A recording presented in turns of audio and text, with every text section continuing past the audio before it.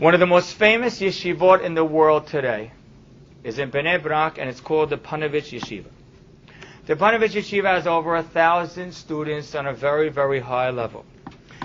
And the rabbi who was the founder of the yeshiva in Israel, his name was the Panovich Rav. He was actually a great visionary. The classic story of him is he bought up a lot of property while the Nazis were making their way through the Middle East, and it looked like they were going to take over Israel. So he bought property right then for like a penny on the dollar. And so he was able to buy all kinds of property, and the yeshiva is very self-sustaining because of that. But anyhow, he was building the foundation. They were doing the cornerstone, putting in the cornerstone. And he sat over the cornerstone and started to cry. And Hazon Ish came over to him, this is about 50 years ago, 60 years ago. Hazon Ish came over to him and bent over and patted him on the back, and he said, yes, keep crying. Because tears are what build yeshivot, not stones. The next day, the Panovich Rav told the students, he says, let me tell you why I was crying. He said, the reason why I was crying is because the foundation of this building wasn't built today. The foundation of this building was built 57 years ago. Because 57 years ago, one night we were in our house. I had two older brothers and me. And we were very poor. Very poor. Our family living in Russia had only one coat and one pair of boots.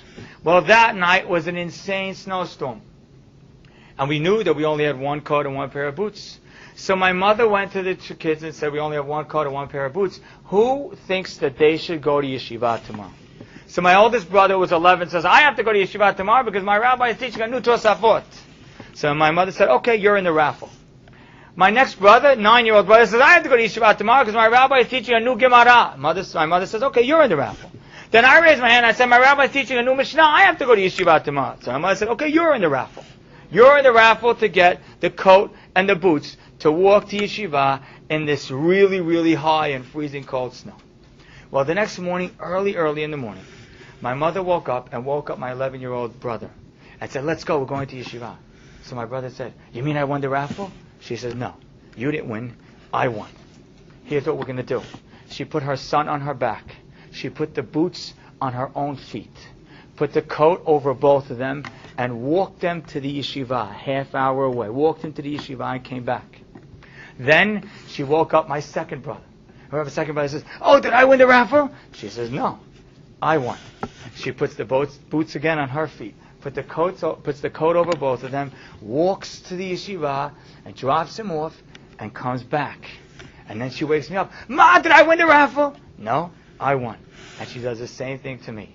And while I was on my mother's back, maybe he was 7 years old at the time, and she's walking to yeshiva, I start hearing her sing, how lucky we are. And I whispered into her ears and I said, listen, Ma, one day I am going to build a yeshiva on your sacrifice today. So he said, boys, I was sitting on the stone remembering my mother's sacrifice. Because 57 years ago is when this yeshiva was built. Let me ask you a question, ladies. Imagine if they were wealthy.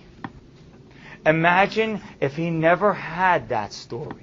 Imagine if he never had the experience on being on his mother's back in the freezing cold snow and watching the sacrifice. It's what built him. It would be trading in your hammer for the wrong one. So please, the next 2 months come, it's so easy to be like everybody else and just look around the whole time. Or you can live a life with such beauty and such happiness. Learn the lessons the Meragelim didn't realize, that you're exactly where you need to be.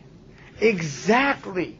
And you don't want, in any way, you're not looking to trade your hammer. Thank you.